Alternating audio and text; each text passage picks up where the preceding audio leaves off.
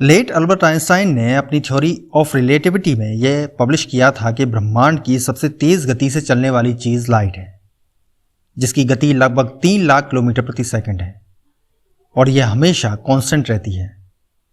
यानी यदि कोई मोटरसाइकिल लाइट की 10% गति से आगे जा रही है तो मोटरसाइकिल से निकलती लाइट की कंबाइंड स्पीड अब 3,30,000 किलोमीटर प्रति सेकंड होनी चाहिए, परंतु ऐसा है नहीं। लाइट की स्पीड तब भी वही रहेगी, यानी लाइट एक यूनिवर्सल कांस्टेंट है। लेकिन फिर कैसे एक मूविंग ऑब्जेक्ट जैसे यह मोटरसाइकिल एक खड़ी हुई मोटरसाइकिल से निकलती लाइट के मुकाबले बिना अपनी गति में परिवर्तन करे एक समान समय पर ज्यादा दूरी तय कर पा रही है? यह कुछ उसी तरह है कि जब आप खड़े हैं तो भी 1 सेकंड में 3 लाख किलोमीटर की दूरी तय कर रहे हैं और दौड़ रहे हैं तो भी आप समान समय में 1 किलोमीटर की दूरी ही तय कर रहे हैं। तो यह कैसे मुमकिन है? इसका जवाब छुपा है टाइम डायलेशन में, यानी समय का फैलना या सिकुड़ना, जो कि निर्भर करता है गति और ग्रेविटेशनल फोर्स पर। लाइट की 10% गति पर ट्रेवल करती मोटरसाइकिल के लिए लाइट की कांस्टेंट गति को बनाए रखने के लिए समय धीमा हो जाएगा, यानी तेज गति पर ट्रेवल करते राइडर के लिए बीता 1 सेकंड खड़ी मोटरसाइकिल पर बैठे दूसरे राइडर के 4 सेकंडों के बराबर होगा। लाइट की स्पीड या स्ट्रॉन्ग ग्रेविटेशनल फील्ड के आप जितना करीब होंगे उतना ही टाइम डायलेशन का प्रभाव आपके लिए कार्य करेगा। परंतु क्या यह समय का कम होता प्रभाव आपके आंतरिक समय के नियम पर भी लागू होगा? यानी क्या आप वाकई में विज्ञान के इस तथ्य से हजारों वर्षों तक जी सकते हैं या हजारों वर्ष भविष्य में जा सकते हैं, वो भी सिर्फ कुछ दिन का जीवन जी? प्रैक्टिकली कहें तो क्या टाइम डायलेशन आपके समय की गति के नियम को तोड़ सकता है, या यह सिर्फ समय के कम होने के एहसास की अनुभूति मात्र को जन्म देता है? क्या है समय, उसकी गति और उसके गति के प्रभाव के बीच का रहस्य? आइए जानते हैं आपके अस्तित्व के परे मौजूद विज्ञान के नजरिए से, बिल्कुल ही एक नए रूप में।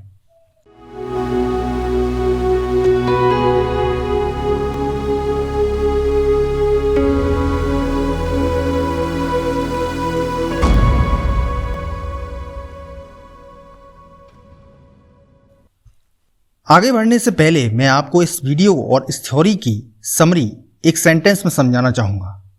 वो यह है कि जैसा आपके अंदर है उसी से संबंधित ही अर्थ आप ऑब्जर्व कर सकते हैं। जैसे यदि आप एक रबर बैंड को खींचते हैं तो वो लंबी दिखाई देती है, क्योंकि जितना बाहर का दबाव है उतना ही दबाव उस रबर बैंड के मॉलिक्यूल्स के बीच है, जिससे उनके बीच का डिस्टेंस बढ़ जाता है और फलस्वरूप वो रबर बैंड अब लंबा दिखाई देता है। लेकिन यह सिर्फ हम जानते हैं, क्योंकि हम रबर बैंड को उसके इंटरनल स्ट्रक्चर के आधार पर ऑब्जर्व कर रहे हैं। लेकिन यदि आप इस रबर बैंड से पूछें तो उसके लिए बाहर का दबाव और उस दबाव के कारण खुद का अपीयरेंस ही मौजूद है, लेकिन उसके मॉलिक्यूल्स के बीच बढ़ता स्पेस मौजूद नहीं। यानी उसे सिर्फ यह लग रहा है कि किसी पर्टिकुलर फोर्स की मौजूदगी में उसका साइज नॉर्मल साइज से 4 गुना बड़ा हो सकता है, और वो भी बिना उसके इंटरनल स्ट्रक्चर को डिस्टर्ब किए। लेकिन क्या ऐसा है? ठीक इसी प्रकार विज्ञान कहता है कि टाइम डायलेशन से आपके भौतिक समय की गति को धीमा किया जा सकता है, वो भी बिना आपके आंतरिक समय की गति को छेड़े। आफ्टर ऑल तभी तो आप भविष्य में जा पाएंगे ना। लेकिन क्या ऐसा वाकई में हो पाएगा? देखिए, हम सभी के लिए समय की एक निश्चित गति है, और जो भी परिणाम इस गति पर मौजूद हैं वे सभी परिणाम हमारे लिए ऑब्जर्वेबल बनते हैं। इस ब्रह्मांड में सभी परिणामों के लिए यह अलग अलग निश्चित गति कुछ खास विशेष परिस्थितियों को छोड़कर कभी भी धीमी नहीं हो सकती, परंतु हां, तेज जरूर हो सकती है। और इसका क्या कारण होता है वीडियो में हम आगे जानेंगे। प्रत्येक परिणाम की निश्चित गति को हम आई से दर्शाते हैं, जिसकी इक्वेशन यह है। यहां आई इंटेंसिटी है, जिसे हम टाइम स्पीड भी कह सकते हैं। ई एन एंटिटी यानी आप, मैं या कोई भी परिणाम। एस यानी स्पिन साइकिल और वी वैल्यू है। यदि आप इन दोनों टर्म्स से अनजान हैं तो आप इसे इस तरह समझिए कि 4 बच्चे सर्कल में एक बॉल से खेल रहे हैं। प्रत्येक बच्चा दूसरे बच्चे को बॉल फेंकने से पहले उस पर अपना एक मैसेज लिखता है दूसरे बच्चे के लिए, जो वैल्यू कहलाती है। दूसरा बच्चा इस वैल्यू को रिसीव कर इस वैल्यू के अनुसार अपना एक नया मैसेज ऐड कर तीसरे बच्चे को वैल्यू भेजता है, और इस तरह जब पहले बच्चे की वैल्यू तीनों बच्चों की वैल्यू के साथ मिलकर फिर से पहले बच्चे के पास पहुंचती है तो यह एक स्पिन साइकिल कहलाती है, जो दर्शाती है कि समय के एक निश्चित अंतराल पर पहले बच्चे के मैसेज में क्या परिवर्तन हुआ है।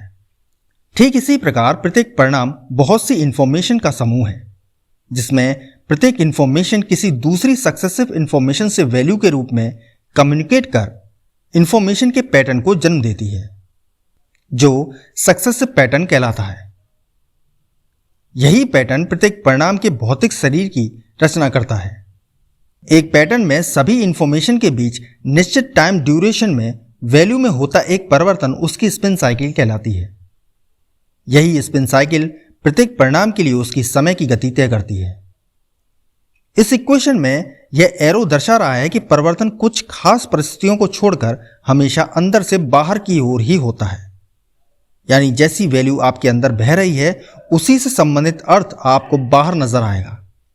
यानी यदि आपके अंदर इस लेटर से संबंधित वैल्यू है तो आपको इन 26 अल्फाबेट्स में से मात्र यही लेटर नजर आएगा।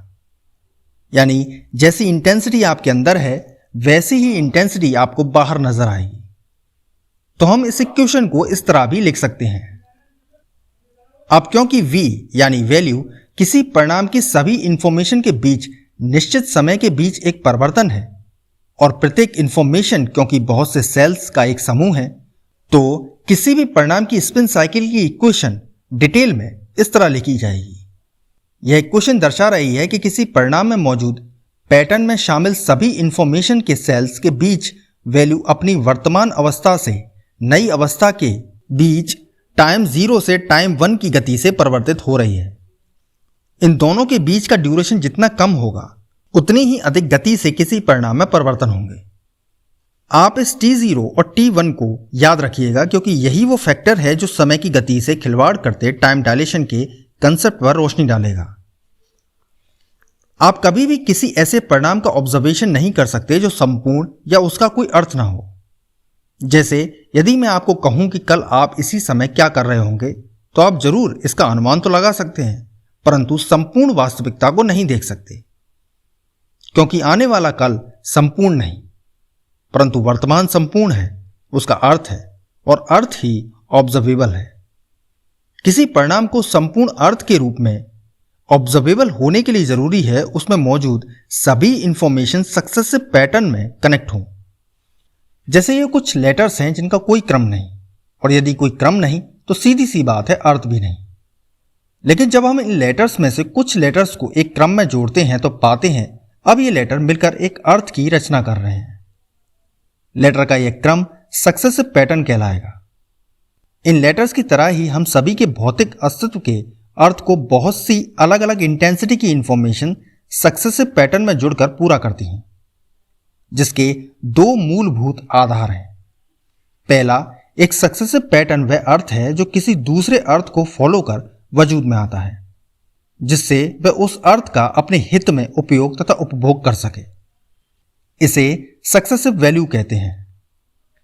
और दूसरा यह है कि जैसा हमने इनसाइड द एटर्निटी के चैप्टर 3 में समझा है, प्रत्येक इंफॉर्मेशन के प्रत्येक सेल में मौजूद कीज के ब्लैंक्स का कॉन्ट्रैक्शन वैल्यू को जन्म देता है, जो उसी के सक्सेसिव की के ब्लैंक्स की अवस्था में परिवर्तन कर एक नई वैल्यू को जन्म देता है। और इस तरह प्रत्येक की से निकलती वैल्यू दूसरी सक्सेसिव की के ब्लैंक से कॉन्ट्रैक्ट कर एक पैटर्न के रूप में प्रत्येक रिजल्ट की भौतिक विशेषताओं या उसकी संरचनाओं का निर्माण करती है। प्रत्येक ब्लैंक्स का एक सक्सेसिव पैटर्न में जुड़े रहने के लिए उनके दो कॉन्ट्रैक्शन के बीच एक निश्चित टाइम पीरियड होता है, जिसे कोड कहा जाता है। इसी कोड को इस इक्वेशन में t0 से डिनोट किया गया है और t1 वह समय है जो एक की से की, सेल से सेल, इंफॉर्मेशन से इंफॉर्मेशन या एक परिणाम की एक स्पिन साइकिल में लगने वाला समय है, जिसे रिकोड कहा जाता है। यानी t1 वह समय है जो एक सक्सेसिव पैटर्न को बने रहने के लिए जरूरी न्यूनतम समय की पूर्ति करता है। यह ठीक आपके द्वारा ली जा रही सांस की तरह है, जहां t0 आपके बिना सांस के जीवित रहने का समय है और t1 इस समय की पूर्ति करती आपकी प्रत्येक सांस है। तो किसी भी परिणाम के वजूद और उसकी चेतना के लिए t1 हमेशा या तो t0 के बराबर हो या कम होना चाहिए। T0 से T1 के बीच वैल्यू कम्युनिकेशन ही आपके लिए कांस्टेंट टाइम स्पीड की रचना करती है और यही सही मायनों में एक रिजल्ट की एक स्पिन साइकिल कहलाती है। तो हमारा अस्तित्व बैंक्स, कीज, सेल्स और इंफॉर्मेशन से बने सक्सेसिव पैटर्न का एक कोड है जिसे रिकोड करने में लगने वाला समय हमारी समय की गति बन जाती है, जिसकी इक्वेशन यह है। इस इक्वेशन का पहला भाग कोड है जो किसी परिणाम का सक्सेसिव पैटर्न है जिसका पैटर्न में बने रहने का समय T0 है और इस पैटर्न को नई या नए परिवर्तनों के साथ रिकोड करने का समय T1 है। जैसे मान के चलिए कोड का टाइम T0 1 सेकंड है तो रिकोड का समय T1 को 1 सेकंड या 1 सेकंड से कम होना होगा अगली स्पिन साइकिल में पहुंचने के लिए। केवल तब ही कोई पैटर्न सक्सेसिव पैटर्न की कंटिन्यूटी दर्शा सकता है। इसी कंटिन्यूटी को इस इक्वेशन में इस चिन्ह से दर्शाया गया है।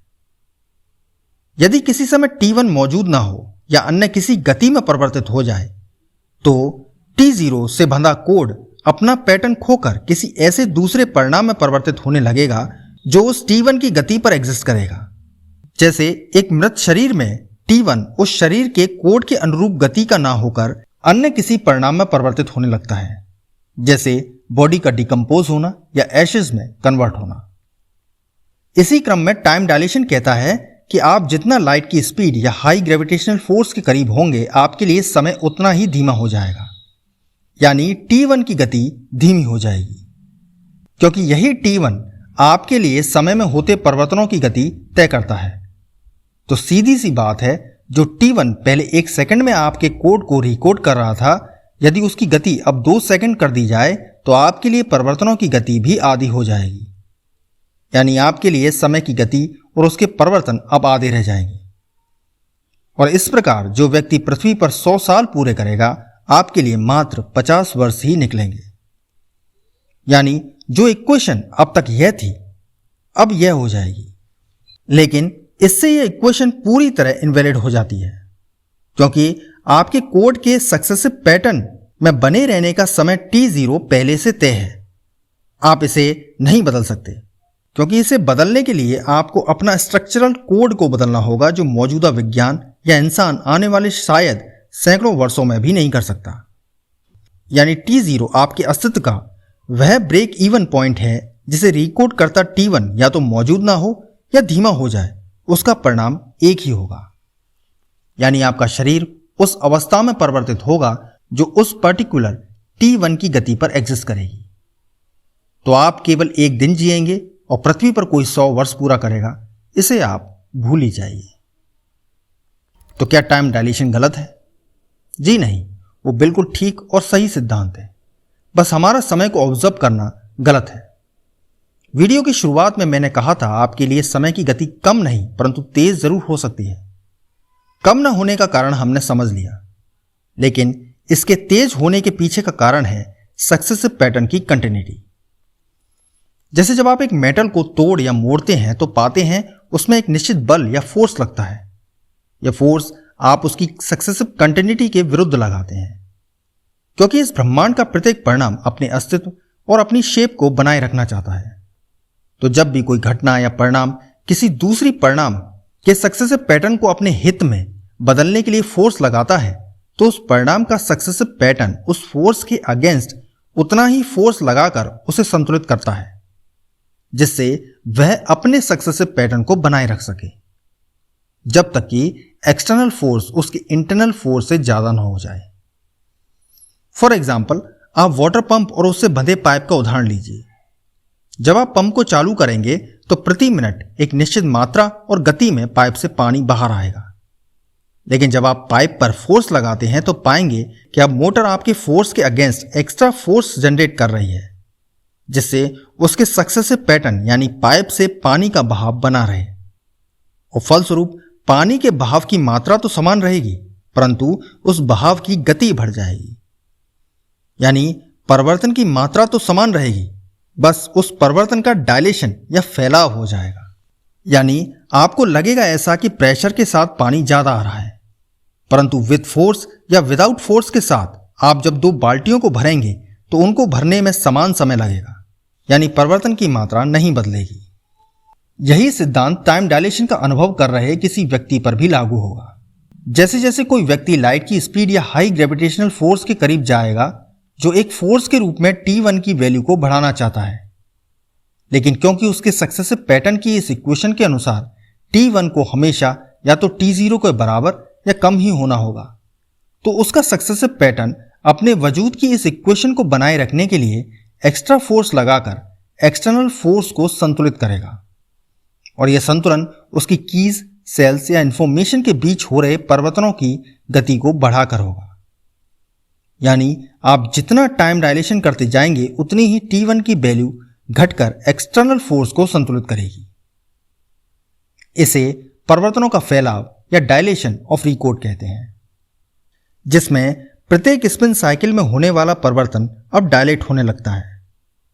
जैसे मान के चलिए पहले जितना परिवर्तन 1 सेकंड में एक स्पिन साइकिल में हो रहा था, अब उतना ही परिवर्तन उतने ही समय में 4 स्पिन साइकिल में पूरा होगा। और क्योंकि आप समय को परिवर्तनों के रेस्पेक्ट में ऑब्जर्व करते हैं, तो परिवर्तनों के डायलेट होने पर आपको समय धीमा होता हुआ प्रतीत होने लगता है, लेकिन इससे आपके लिए होने वाले परिवर्तनों में कोई बदलाव नहीं होगा। यानी इस गति पर आप यदि 1 वर्ष जीते हैं, तो एक साधारण गति पर ट्रेवल करता कोई भी व्यक्ति 1 वर्ष ही जिएगा। बस फर्क सिर्फ इतना होगा कि आपका वर्ष भर घड़ी में गुजर रहे 1 घंटे के बराबर रह जाएगा। लेकिन याद रखिए, परिवर्तन और समय समान रहेगा, यानी आपकी घड़ी धीमी होकर मात्र 1 घंटे को 1 साल के बराबर बना देगी। तो वहीं पृथ्वी पर मौजूद अन्य व्यक्ति समय को बिना डायलेशन के आपके 1 वर्ष जितने लंबे 1 घंटे को साधारण पूरे वर्ष के रूप में ऑब्जर्व करेंगे। यानी टाइम डायलेशन वास्तविक रूप में आपकी स्पिन साइकिल के बीच वैल्यू का डायलेशन या परिवर्तनों का फैलाव है, जो समय की गति और परिवर्तनों के धीमा होने का आभास कराता है। क्योंकि जैसा हमने कहा, जैसा आपके अंदर है वैसा ही आपको बाहर नजर आएगा। तो एक्सटर्नल फैक्टर्स या फोर्सेस से प्रभावित होता आपका समय आपके लिए परिवर्तनों के बहाव को फैला देता है, जिससे आपको लगने लगता है कि वक्त धीमा हो गया है। तो चाहे आप 1 वर्ष समय यात्रा करें या 1 घंटे, आप वहीं रहेंगे जहां बाकी सभी लोग, यानी आप भविष्य में नहीं जा पाएंगे। इसके लिए बेहद खेद है, परंतु हाँ, इसके दुष्परिणाम बहुत होंगे, जिसे हम किसी अन्य वीडियो में चर्चा करेंगे। ऐसा नहीं है कि टाइम डायलेशन या डायलेशन ऑफ रिकॉर्ड वैल्यू को आप लाइट की स्पीड पर ही महसूस कर सकते हैं। एक एक्सीडेंट में गंभीर रूप से घायल कोई व्यक्ति भी इसे महसूस करता है, जब एक्सटर्नल फोर्सेस के रूप में उसकी इंजरीज से उसके सक्सेसिव पैटर्न के बचाव के लिए उसकी स्पिन साइकिल बहुत तेज गति से पूरी होकर उसके समय को धीमा कर देती है। इसी कारण NDE यानी नियर डेथ एक्सपीरियंस का वजूद सामने आता है। लेकिन क्या वह कभी भविष्य में जाता है? नहीं, क्योंकि वह है ही नहीं। वर्तमान ही भविष्य है। आज ही आपका कल बनाएगा। यदि आप आज को छोड़ देंगे तो कल में कैसे जा पाएंगे? यदि आपका कोई प्रश्न है तो आप हमसे व्हाट्सएप के जरिए भी जुड़ सकते हैं।